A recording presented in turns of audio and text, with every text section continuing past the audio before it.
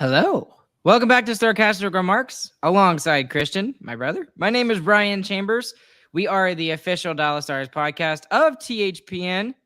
Please go and use that promo code THPN the next time you go and use DraftKings services and you use their services because we get special little goodies from them when you use that promo code. So we'd appreciate it very much so.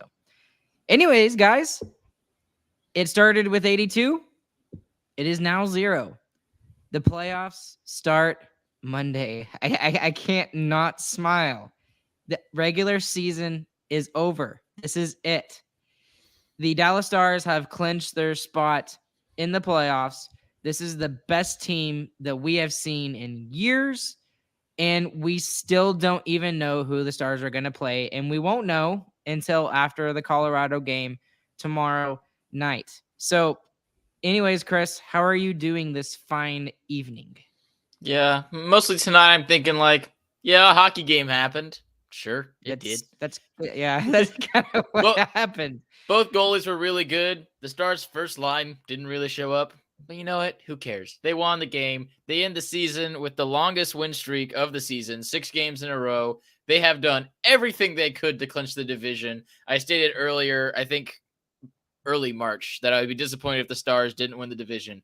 At this point, they've done everything they could. So if they lose the division and Avalanche win tomorrow, not upset. Very happy with how they've closed out the season. They've taken care of business against some bad opponents, and they've done their job. So very happy with the Stars end of the season. This gives you all the momentum going into the playoffs. And there was actually a twinge of sadness for me when the final clock hit 0, just because it was a great regular season for the Dallas Stars. Best one since 2015, 2016. Gotta treasure these when you get them. Yeah, Stars fans, we know they are fleeting. Well, hopefully with where this team is right now, Chris, with Jamie Benn resurging, everybody seems to be doing really well. Mason Marchment is back in the lineup. We've got young kids who look like they're going to be superstars in this league. And I'm not talking about Jason Robertson, who already is a bona fide superstar in this league. We've got players who are veterans, who are in some cases 38 years old, who are scoring at top 5 seasons in their career when it comes to points. Joe Pavelski. It feels like we should string a few together. This feels like the start of something. Right. And this feels different than last season.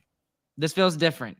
And the other thing I was thinking about as we went through this game and thinking, I was just like, I really don't care how this game goes out. I mean, of course I want to see the Stars win. And of course I want to see them win the division, but it's nice to be able to lean back and just enjoy watching a hockey game. And there's not a twinge of anxiety of the Stars not making the playoffs or making the playoffs in the final couple of games in the season. I continue to say it every single time we talk about this topic. There was the one year, I still can't remember what season it was. All Dallas had to do was beat Minnesota in the final game of the season in any fashion, and they would have been in the playoffs. And they didn't do it. So that anxiety was so nice not to have coming down the last 2-3 weeks of the season. And then on top of that, we play a great game against Vegas, which I was thoroughly entertained with. That was a great game, both sides. And I know that it was a one-on-one tie, basically, but both teams were playing excellent defense. I enjoyed defensive hockey when it's good defensive hockey. And then both goaltenders played great, too. That was the other thing I was going to mention, too, is that Ottinger and Quick both were playing amazing out of their minds, especially Jake Ottinger. He just got the one extra save there at the end. But then the other thing about this team is that not only do they take care of business earlier in the season, they start off well, they still do well, they end the season on a 6-game winning streak, which I think is their longest of the season pretty close to the longest of the season. Longest of the season. I mean, you can't ask for any more better circumstances for the Dallas Stars right now. You really can't. Yep. And the way the schedule worked out, they kind of had to get the longest winning streak of the season with this schedule. I mean, it lined up with a lot of bad teams coming at the end, and they took care of business. And they had that one big game in the middle, and they showed up for the big game. And they played great, like you said. So, yeah, no complaints going into the playoffs. You're going in rolling. You're going in with your goaltender with a shutout. Your lineup is fully back. We haven't talked about that yet. Marchment shows up tonight. Yeah, that was my next thing. Yeah. It looks like green light go. There's only one more domino needs for this to fall for the Stars for this to be the perfect end to the regular season. And we'll see if that falls tomorrow night. So what I'd like to do real quick, Chris, is since the game was a hockey game, we'll very quickly talk about the game, and then what I'd like to do is just kind of briefly discuss the season in review. And I mean, we'll do that a little bit on Sunday. I guess we'll go ahead and we'll say it now. We're going to do a special episode on Sunday night. We'll probably do that around the same time we normally do it, 10:15-ish, maybe earlier. Just I got to get with James about that and see what he can do. But on that episode, we'll really dive into the season in review for the Dallas Stars, and then look at all of the matchups in the NHL. And then we'll really dive into the Stars specific matchup on that episode. So stay tuned for that special Sunday night episode live, of course, everywhere you watch us, whether it be Twitter, Facebook, Instagram, or on YouTube. So Chris, let's talk about the game for a split second. It was a game. So I think my biggest thing out of this game is just the fact, and I appreciated it. I know this is silly to talk about, but both teams didn't bang the body. Like it was okay. We understand that this is it. This game has no significance whatsoever. Let's just try to stay healthy. And I do appreciate St. Louis, like, not going full out and, playing for pride or something like that, because it's nice to be able to have our full lineup going into the playoffs. I know that's silly to say, oh, we appreciate it, St. Louis, but I kind of do. Yeah, it's definitely not a full NHL game. It wasn't like the Blues were fighting for a playoff spot or anything. There's definitely a little bit of a difference. Right. So the other thing we got to talk about, and we'll get into a little bit at the end going into the season review, but what I'd like to talk about now is just Oettinger and Binnington. They were both excellent tonight. And you know what? I got to give Binnington credit because he is the only reason this game was 1-0. I mean, I know you said that the first line didn't show up, Chris, but I disagree with you. They had chance after chance. The first period especially, yeah. Yes, and they had like the first 10 minutes of the second period, that was like, yeah. I didn't write anything down. I was so bored. There was nothing going on. But around the 8-minute mark, 6-minute mark of the second period, the Stars started pressing and being like, okay, fine, we'll go for the win. And they started getting some chances. But just Binnington was absolutely excellent tonight in this game. Yeah, he really was. I mean, we should have scored 3 goals in the first period, and Binnington was the only reason we didn't. He was the only reason why the Blues were even close, and he gave his first line a chance at the end of the game when there shouldn't have been one. And then in response to Binnington's great overall game, Oettinger had a great last 3 minutes. And that's pretty much the most exciting parts of the game there were the saves. Right, pretty much. And at one point, the St. Louis Blues had not had a shot in almost 16 minutes of gameplay. So, I mean, talk about being bored or being that wreck goalie that sits in the back while your team is really good and the other team really sucks or something. I mean, it was a game. And when Oettinger needed to be good, he was good. He was great. I mean, the last 6-on-5, he made 4 huge saves. So, really big. So let's talk about some of the chances here tonight, because I felt like the Stars had a ton that just didn't go in tonight. This game could have easily been 3, 4, 5-0, and just could have been like all the other ones we've had in the last 6. So there was a chance for Delandria. This is just in the first period, by the way. There's a chance for Delandria, shorthanded. Hintz fanned on a one-timer. Johnston missed a chance on a tip. Kiviranta had a tip that went wide. Probably the biggest one of the first period was been in the slot and just nobody could get to the rebound. And it was just chaos around Bennington. And I still don't understand how that didn't go in. So that was just the first period alone, Christian. Yeah. And there was lots more, especially in the third. The third had a lot. The second was pretty boring. The second period, I legitimately did not write anything for the first 10 minutes of the period, which is extremely rare. I can at least find something to write about. Good D play here, or a great save by Ottinger here. Bennington had a good play behind his net. I don't know, something. Yeah. But in the second period, towards the end, again, around the 8-minute mark, Dallas just started pressing, and they had a couple of chances. Gosh dang it, Colin Miller, where has your shot been this whole season? Can you please use it more often?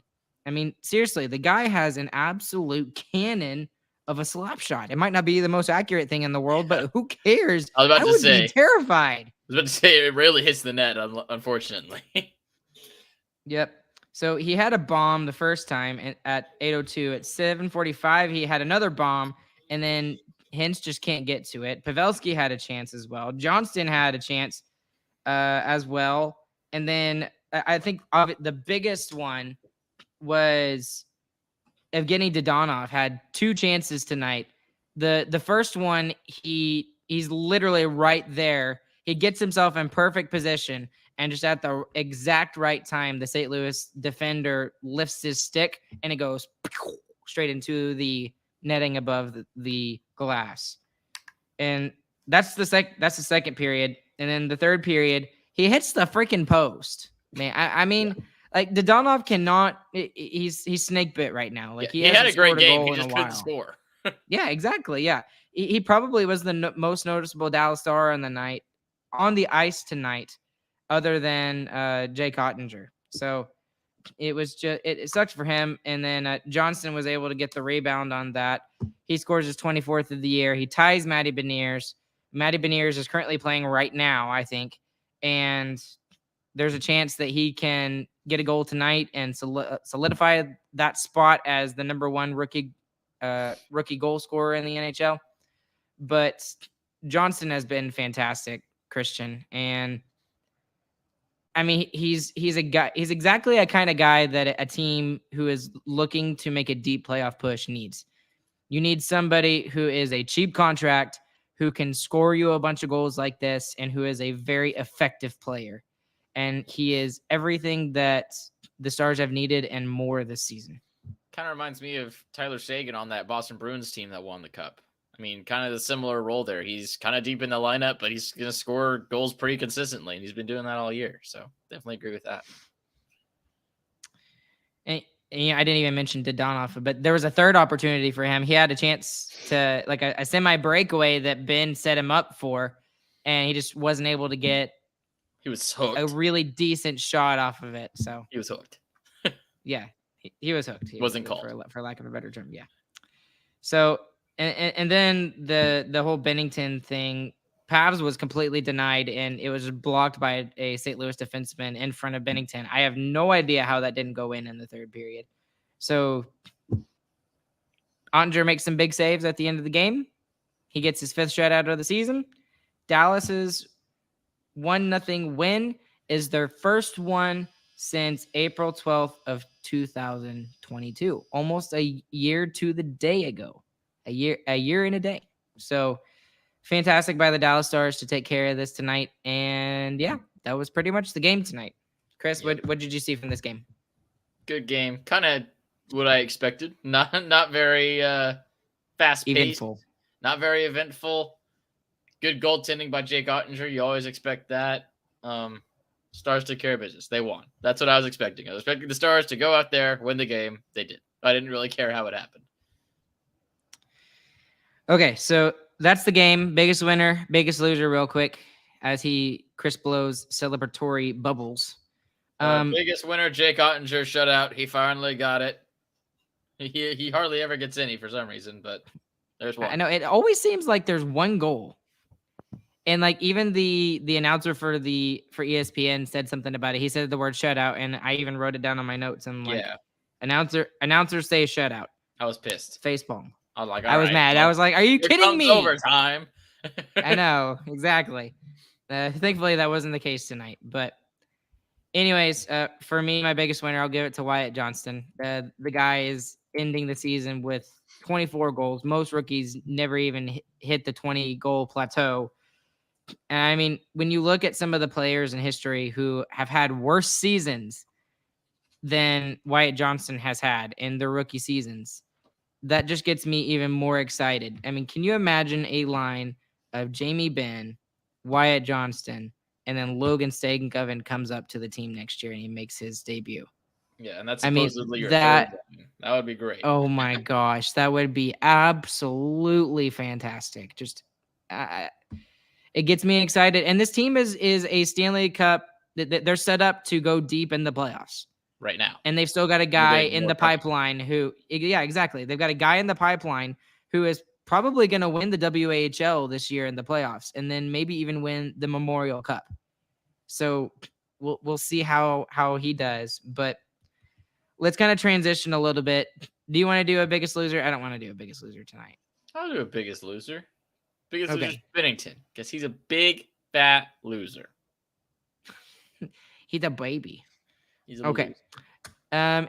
Let's get into it. Season in review. There's so many things that we can talk about, but we're just going to keep this open-ended. And what's something this season that happened that you absolutely did not expect to happen? Like, what's the biggest surprise of the season for you, Chris, and like the most meaningful to this team and how well they've done this year? The biggest surprise to me that has meant the most to this team is the Renaissance. I mean, that has just totally turned the team around. It's given what you've talked about for forever, a solid third line that scores consistently. That's a Stanley Cup recipe right there, a third line that can score. He's created that with Wyatt Johnston. And yeah, I mean, I did not see that coming at all. Obviously, I had lots of Ben slander. I've never been more happy to be wrong in my slander. He is fantastic again. Love the Renaissance. Love that he's back. Now, I don't think that's the most important storyline of this season, but I think for the team, just watching the team, I think that is probably the most meaningful to this team, is how good he's been, how important he is to this squad. And I mean, we kind of chastised him a little bit and criticized him during the offseason. He's, making almost $10 million and he's not putting up the numbers that we need him to. But he comes into this season, no expectations. He gets lower ice time. His role with the team has greatly diminished compared to where it used to be. He used to be top line, left wing. Now he's relegated to second/third line, whatever you want to call it, 2A, 2B line. And he ends the season with 33 goals, Christian. 33 goals. And just the play that he has, I think that's going to be the most important thing for this team. Just at an intangible level, the fact that he is so beloved by this team, by this franchise, by this fan base. And I just want to see him win a Stanley Cup. I really feel like he deserves one. And I hope by the end of his career that he can get it. But I think that's probably the most meaningful and most important storyline for the Dallas Stars team this season. Yeah. Him, Pavelski, and Suter. I mean, those are the three guys that you're saying who are winning the cup for. It's those three guys, really. But yeah, Jamie Benn is, even in those three, in my opinion, is the guy who deserves it more. I mean, he's been with this franchise, never left them. The franchise attacked him, and he doesn't care. He still loves the franchise. He loves the team. He loves the guys he plays for. And after the 2020 run, getting so close and coming just short, man, a Jamie Benn at the top of his game in the playoffs, it's going to be There's so nobody fun to better. watch. I think he's nobody going better. to be one of the best players in the Stanley Cup playoffs. even if it doesn't show up on the score sheet, he is going to be impactful, madly impactful. So he's one of the best playoff players that you could ask for. He's gonna need to be a difference for this team to go deep and to have a chance of winning the Stanley Cup. Like he has to be good because there's not because you know that the top line, and we'll talk about them in a second, is going to get all the attention from either Minnesota or Seattle or LA, whoever we play at this point. I think that's one of we can only play one of those three teams at this point. Mm-hmm. But he has to be good. He has to be good, and I want to see him do well. And this, I mean, Chris, for lack of a better term, this might be it. This may be it. We may never see this again, this kind of team. I mean, we talk about how good the team could be next year, but I mean, we don't necessarily know that. So that's what I was talking about earlier. You got to savor it when you get it. And even I was listening to the podcast. Shout out to Ludwig. I think it's called Suds with Luds. Great podcast. He had Mo on there. And early he talked about how Modano had a good run early in the season and early in his career, and he didn't even think much of it. He was like, "Oh yeah, we did pretty good in the playoffs. I'm sure we'll get that back there soon." And then it's forever until he gets back to that point. You never know when you get a big chance, and start at the top of the division. I mean, they may win the division. You never know when you're going to get the chance to be the top seed, go into the playoffs with good position. You got to take advantage when the time comes, and the time is here. You never know when it can go away.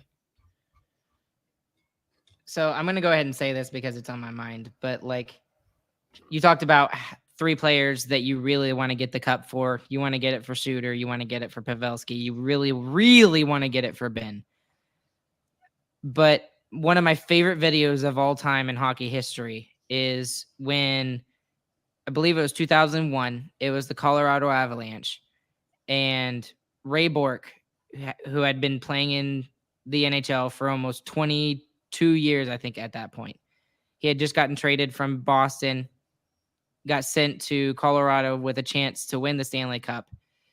And to watch him raise the cup for the first time in his 40s after 22 seasons, that's one of the greatest memories and one of the greatest things I think I've ever watched in the sport of hockey. I want that so bad for all three of those players. I want to see a moment like that for all three of those players. And I mean, it could happen. It absolutely could happen. Yeah. So I need to move on to a different topic before I get more teary-eyed about this. But anyways, let's talk about an obvious, more kind of season in review thing. The top line for the Dallas Stars is absolutely the reason why this team is as good as they are. They were talking about so much statistics during the ESPN broadcast tonight, which, by the way, I thought they did a really good job tonight. Way better than TNT last night, in my own opinion. So that's just me. I just appreciated it more tonight. That is Ryan's personal opinion. It does not reflect the opinions of all of the people on the podcast. Or of THPN. Or of THPN as a whole.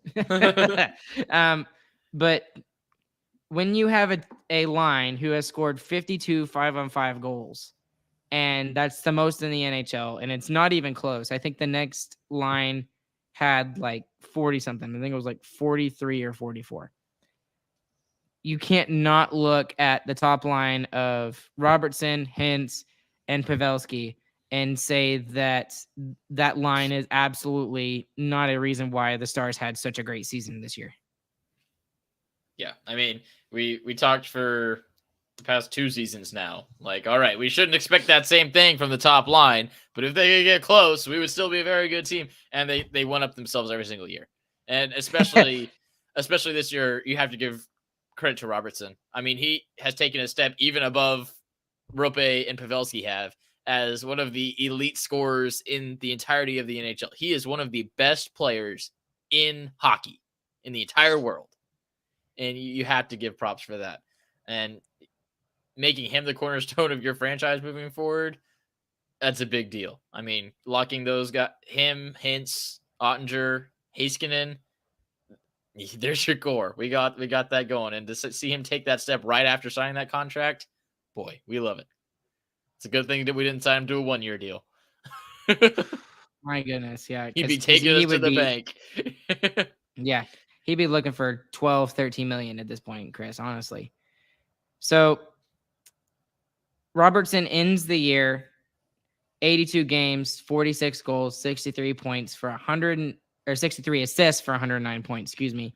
His plus minus is 37, plus 37. So one of the best in the NHL at that. He was only 5 points behind number one for the single season points record, not just in Dallas history, but in franchise history. So this guy was drafted in the second round, Chris. Yeah, and he's not even a first round pick. He blows out the Dallas Stars record for Mike Modano. I mean, he's over 100 points. Modano didn't even touch that when he was a Star. I mean, crazy. And I think he'll set it again next year. I think he'll do the exact same thing. He'll break the franchise record and set the Dallas Stars record even higher. I want to ask you this question because this is kind of a blow my mind kind of question when I think about this. But is Jason Robertson the best right now, maybe even the best Dallas Star we have ever seen? Like, period. Like, there's nobody better that we've ever seen. When you're talking about period like that, in my opinion, you have to show longevity to be called the greatest of all time. So right now I'll say no. I'll say he is playing like it for sure. But to be in the category as Mike Modano, you're going to have to do that for 15 years. So, well, I think he can do it for sure, but he's going to have to prove it.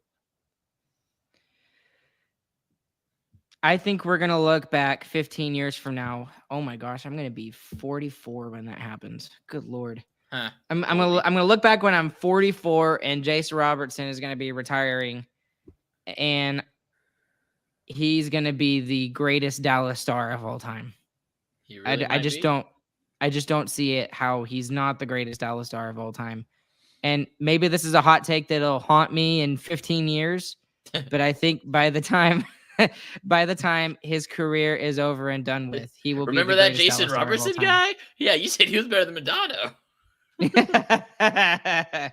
I hope that's not the case and we're not talking about him like that in like 5 years, but I don't think so. I don't think so. I mean, the past 3 seasons, he's getting better and better and proving us more and more wrong. I mean, I said in the beginning of the season during his contract talks, I was like, it's not like he's a top 10 scorer in the league. He's top 10 scorer in the league.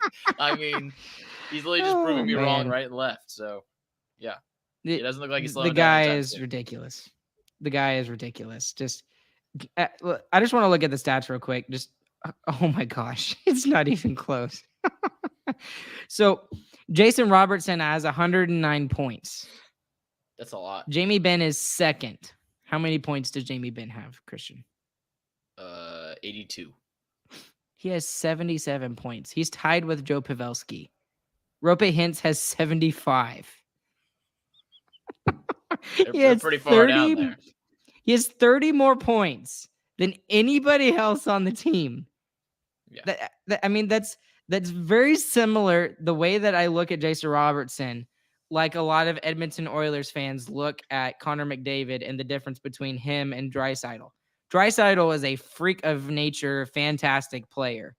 And then Connor McDavid is like 30 points ahead of him. It's not even close. It's just ridiculous to see the comparison between the two players. Absolutely ridiculous. Yep. So I think we're going to look back at the end of his career and say he was the greatest Dallas Star of all time. Okay. Buy your Jason Robertson jerseys. Anyways, moving on.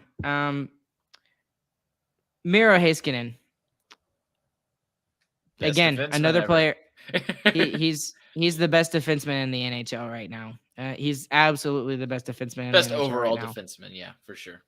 I think he comes into the league today and into the night tonight. He's already broken Sergei Zubov's record for single season points for a defenseman with 73. He does that this season. And on top of that, this was an interesting statistic that Leah Hextall from the ESPN broadcast actually had. But Leah Hextall said that he has, what was it, 18.2. Shoot, I wrote it down. Yeah, I have no No, idea I'm what not gonna that be able stat to find was. it. I know the stat you're talking about. I don't know what that is. Oh, it's gonna bother me. I'm not gonna be able to find it. I wrote it down. I can't even see it on my notes. He has really good handwriting, everybody, just so y'all know. Okay, I found it. 18.2 recoveries per game. He's first in the NHL. The Hexa recovery. So a recovery is when like he doesn't have the puck or he's out of position and he recovers from his play out of position or his play without the puck. How do they He's the measure best. that? I don't know, but they do. But he is the best in the NHL at that. And then on top of that, he scores 73 points. I mean, that's just ridiculous.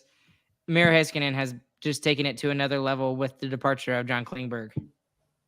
Yep, for sure. And he's taking on a bigger role, and he did exactly what we thought he would. He's going to play 30 minutes a night, and he's going to play those 30 minutes better than any other player on the ice. And that's exactly what he did, and he's done it fantastically, and it's going to be great to see it in the playoffs. I mean, we remember 2020, he would have been our playoff MVP that year if we had won. It would have been Miro Heiskanen with a ton of goals. So who knows? He might be a playoff guy.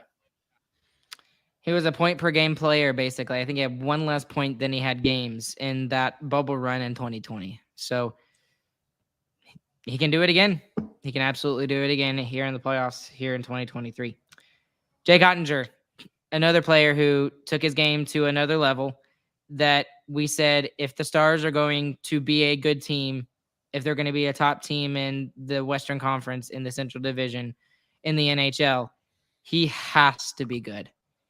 Now, with a little bit of a hiccup in February,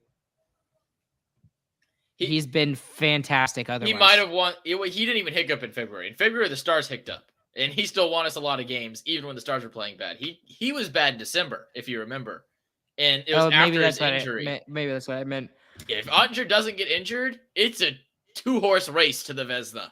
I mean, it would be close if he didn't get injured, I think. It would be really close. But yeah, we're still waiting on that perfect season from Oettinger. This one was fantastic. He's still going to finish very high in Vezina voting. And he's going to win a Vezina soon. I mean, the next 5 years, he's going to win a Vezina. And he might win a playoff MVP this year if we win the Cup too. I mean, he's going to be fantastic in the playoffs. We know that he's going to have to be to beat some of these teams like Edmonton and Vegas. So we'll see. Another thing I wanted to point out is just when you look at the team across the board, you got players everywhere who could be nominated for trophies, right? And that's the caliber of a Stanley Cup team, is when you have players who are very broad and very different things that they do. Roope Hintz could be nominated for the Selke.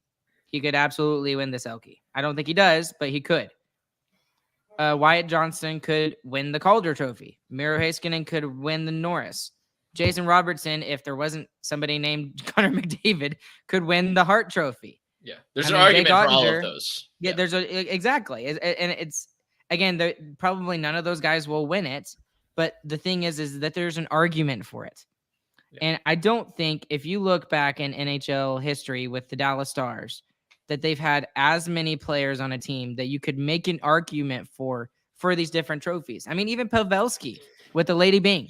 He absolutely could win as the most gentlemanly player in the NHL. Yeah, and that's one thing I kind of wanted to mention is in our preseason kind of videos, we talked about how the Stars have a lot of question marks. I mean, there's so many things that could go wrong and so many things that could go right with this team. Most of those question marks turned into check marks. I mean, the majority of them. Jamie Benn stepped up. First line, played better. I mean, give them a gold star first line, especially Jason Robertson. Jake Oettinger, check mark for sure. His first full NHL season. Yeah. Sure. Great. He is for sure the number one. Guy played over 60 games this year. Yeah. Over 60 games. And was injured for part of the season. That's true.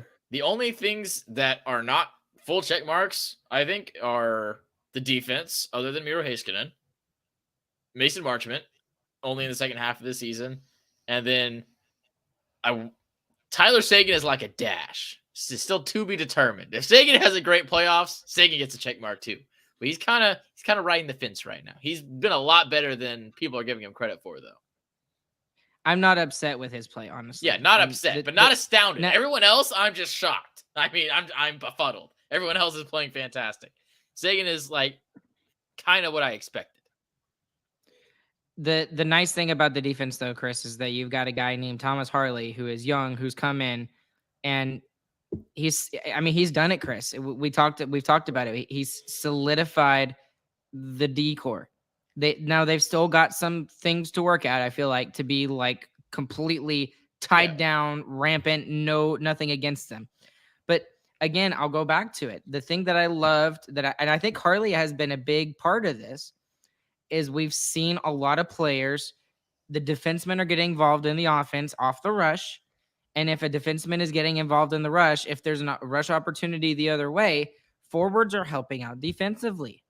That has been a trademark that I think we were missing, especially in February and early March. And I don't know what happened in the middle of March there, but we started to see it more. And then when Harley joined the team, the last 6 games here, it's Crazy. just it's rushed off. So that is going to be a huge key into how this team is going to be successful in the playoffs. Yeah, they got to play that 2-way style both ways.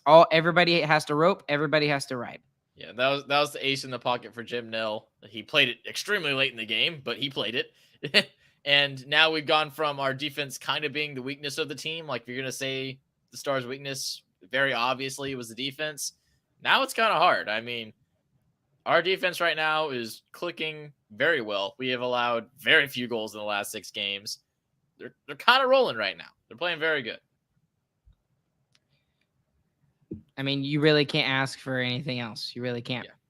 Yeah, that's what I was saying. I mean, the whole season, everything just worked. Everything just worked correctly. And that's why you can't take these things for granted. I mean, next season, Ben and Seguin could fall off a cliff again. Maybe Marchment is still terrible. Maybe Robertson just isn't the best player ever in Stars history. I mean, you never know. So this year, it went great. And we're going to continue that on to the playoffs and just go ahead and win the cup early on in this era of Dallas Stars hockey. Wouldn't that be great? I also wanted to talk about how good the special teams has been this year. Top 5 in both categories.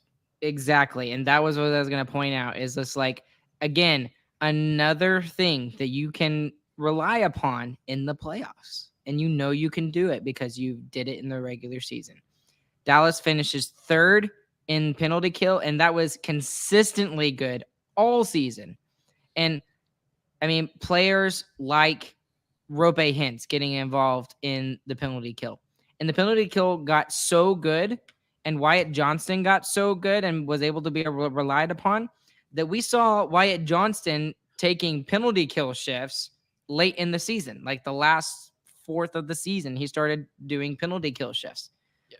And one, that says how good that the penalty kill has done, but it shows how much reliability DeBoer can have in a freaking 19-year-old rookie who has just taken the NHL by storm this year. Yeah.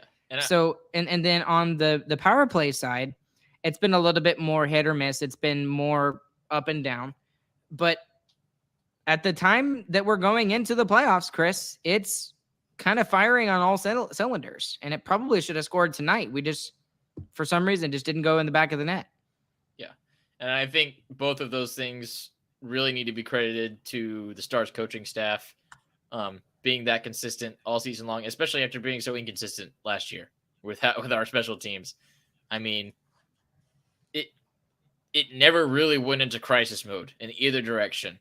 So, yeah, big props to the coaching staff on that. Not just DeBoer, also he's got a special teams coach, I think. Is that correct? I think it is. Well, the way that it works, they've got Steve Spott, who runs the power play, and they've got Elaine Nazardine, who runs the penalty kill.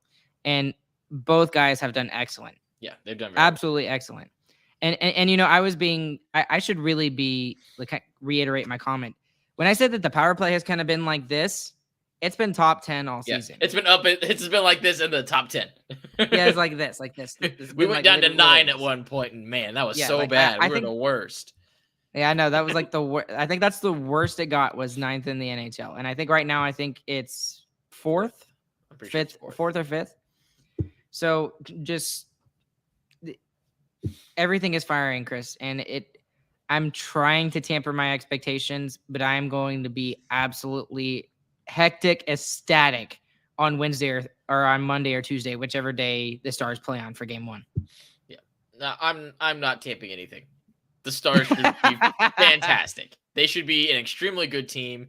They may not be a favorite to win the cup, but they are definitely a cup contender this year. I mean, we talk about Window and like, oh, maybe this team has to learn a few things. No, I don't care. This is a great hockey team. This is one of the 4 best hockey teams, I think, going into the playoffs for playoff hockey.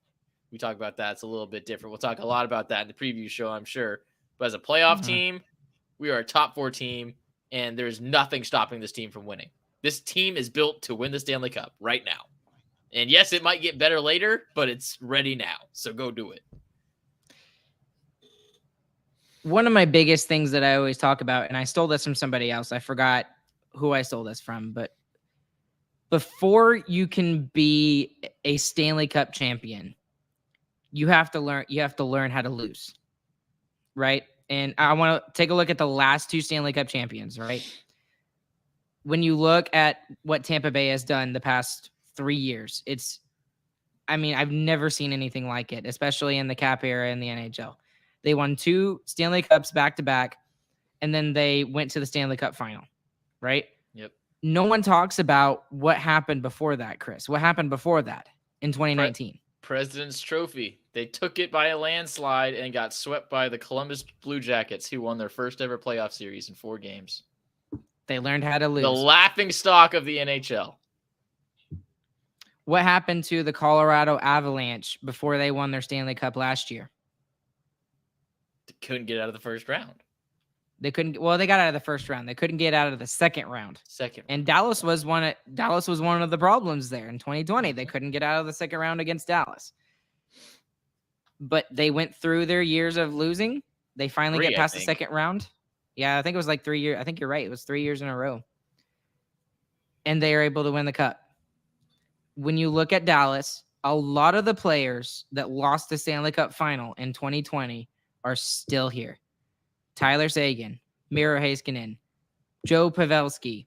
Jason Robertson was around there. He wasn't playing. That still blows my mind that he was not playing then. And most importantly, you have Jamie Benn. Jamie Benn was there. Everybody saw the documentary that Jeff Totes put together. It's still on YouTube. It's about an hour long. Go and watch it. The very last scene of that documentary, I will remember for the rest of my life, is him just sitting there in the locker room alone. There's nobody. They've all gone back to the hotel room in Edmonton, and he's just sitting there thinking about what could have been. This is it, Chris. This is it. Whether it be this year or the year after. But they've learned how to lose. They know what it takes to win in the playoffs. This is it. And that just gives me a chill down my spine just thinking about that. It's like this team learned how to lose, and they're going to learn how to win. I think this is it. I really feel like this is it. They're ready to win. There you go. I've untamped your expectations. They have been untamped. Consider them untamped. Ryan's gonna put 500 on the Stars for the cup right now. Go to DraftKings.com. Go to DraftKings Sportsbook. Exactly. Okay, and I think that's a good time to kind of wrap it up here tonight, Chris. There's so many other things we could talk about, but I'm sure we'll talk about it Sunday. Yeah, we'll talk about it on Sunday. So once again, special episode Sunday night.